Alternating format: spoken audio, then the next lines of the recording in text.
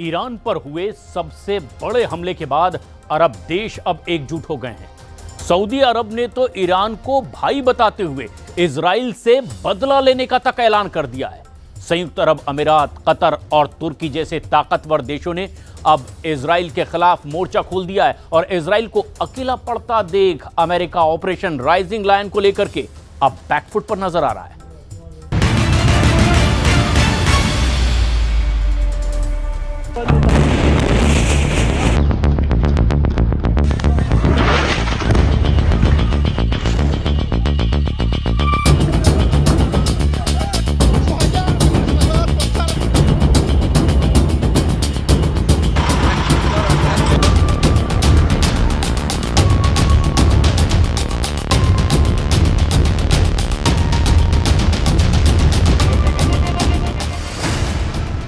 Israel Iran युद्ध में कूदा सऊदी अरब।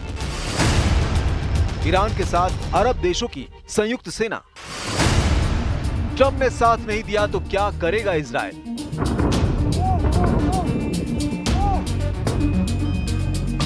सबसे भयानक युद्ध शुरू हो गया है। सबसे भीषण हमले शुरू हो गए हैं। एटमी सेंटर तक जलने लगे हैं।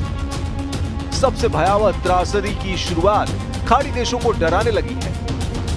इजराइल ईरान युद्ध में दो गुट बन गए हैं। ईरान के साथ सभी अरब देश, मुसलमान देश एकजुट हो गए हैं। दूसरी तरफ इजराइल मोर्चे पर अकेला दिख रहा है।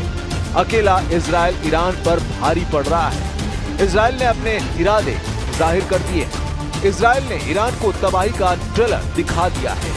200 जंगी जेट, 100 ठिकाने, 330 धमाके, दहल गया ईरान। इजराइल ने बारूदी तहलका मचाया, इतिहास दोहराया।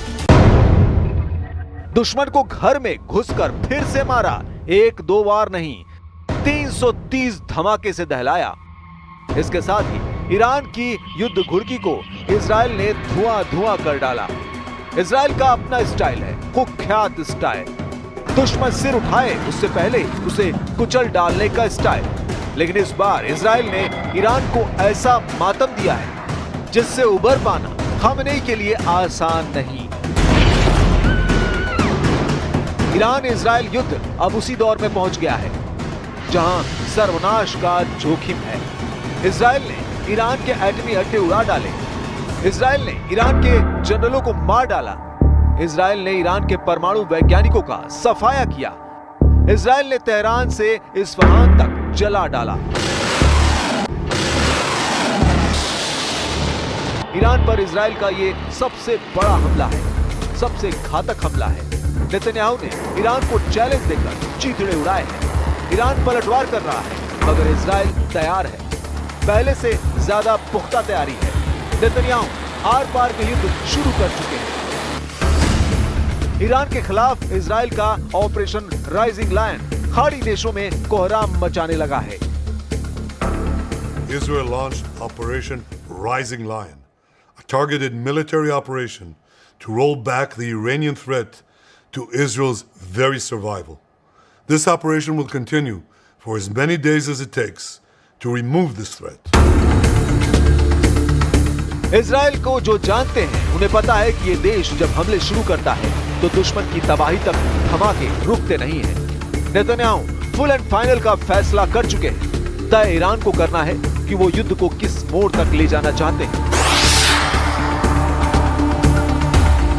इजराइल ने पहले ही हमले से साफ कर दिया है कि ईरान की लीडरशिप का सफाया होगा। ईरान के न्यूक्लियर अड्डे मटिया मेट होंगे।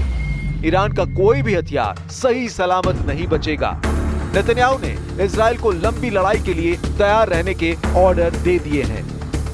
That's why I'm once again asking you to strictly follow the guidelines of the Homefront Command.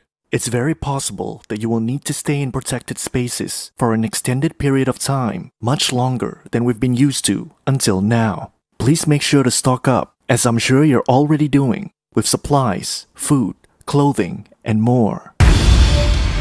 Israel ने इस बार ईरान को छलनी कर डाला है। ईरान के नक्शे पर इतने धमाके हुए हैं, इसका अंदाजा भी रिवॉल्यूशनरी गार्ड्स को नहीं था। सबसे ताज्जुब की बात यह है कि ईरान को इजराइल के हमले का अलर्ट 2 दिन पहले ही मिल गया था।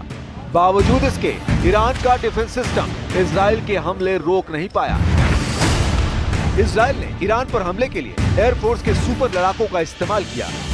एयर स्ट्राइक में F-35 एडीर स्टेल्थ फाइटर जेट और F-16 सूफा की स्क्वाड्रन इस्तेमाल हुई। ईरान में GBU-39 SDB ग्लाइड बम और AIM-120B AMRAAM मिसाइलों से धमाके किए गए। ईरान को एटम बम बनाने से रोकने के लिए इजराइल किसी भी हद तक जाने को तैयार है। इजराइल डिफेंस फोर्सेज ने ऐलान किया है कि वो ईरान के एटमी अड्डों को दहलाना जारी रखेंगे। אנחנו יוצאים למערכה שהיא מערכה לא פחות מקיומית נגד אויב שמבקש להשמיד אותנו. אני שומע את זה מכם לא מעט. מפתח יכולות גרעין, מתקדם מהר בפיתוח יכולות הגרעין שלו, מפתח יכולות של נשק קונבנציונלי בכמויות מאוד מאוד גדולות. ואת הדבר הזה אנחנו רוצים לגרוע, לשבש ולהסיר את האיום הזה. इजराइल एयरफोर्स के साथ ईरान पर हुए हमले में मोसाद का सबसे अहम रोल रहा। मोसाद ने एयरफोर्स को हमले में मदद पहुंचाई। मीडिया रिपोर्ट्स के मुताबिक मोसाद ने ईरान के अंदर ही विस्फोटक ड्रोन बेस बनाया। इसी बेस से सतह से सतह पर मार करने वाली मिसाइलों को निशाना बनाया गया। मोसाद ने हमले से पहले गुरुवार रात को ड्रोन एक्टिव किए, फिर ईरान के सैन्य ठिकानों में तबाही मच गई। इजराइल ने ऑपरेशन को कई सालों की खुफिया जानकारी, योजना और तकनीक के तालमेल से अंजाम दिया है। मोसाद के एजेंटों ने ईरान के खिलाफ ऑपरेशन को 3 स्टेप में प्लान किया। पहले चरण में मोसाद कमांडो टीमों ने ईरान की सतह से हवा में मार करने वाली मिसाइल साइटों के पास खुले इलाके में ड्रोन को तैनात किया। ये तब काम आए जब इजराइल ने जंगी जेटों को ईरान में भेजा। तब इजराइल के ड्रोन ने वायुसेना के हमलों को कवर दिया। इसके बाद जंगी जेटों ने सभी टारगेट को मिसाइलों से उड़ा दिया। ऑपरेशन के दूसरे स्टेप में ईरान की हवाई सुरक्षा को बेअसर किया गया। मोसाद ने मोबाइल प्लेटफॉर्म पर लगे हाईटेक हमलावर सिस्टम तैनात किए, जिसने सफलतापूर्वक ईरानी डिफेंस सिस्टम को खत्म कर दिया, जिससे इजरायली जेट के लिए रास्ता साफ हो गया।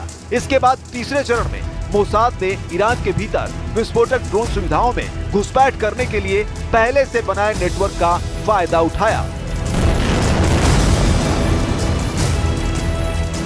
इजराइल ने जब ऑपरेशन शुरू किया तो इस्फहाजाबाद बेस के पास सतह से सतह पर मार करने वाली मिसाइल लॉन्चर को निशाना बनाया।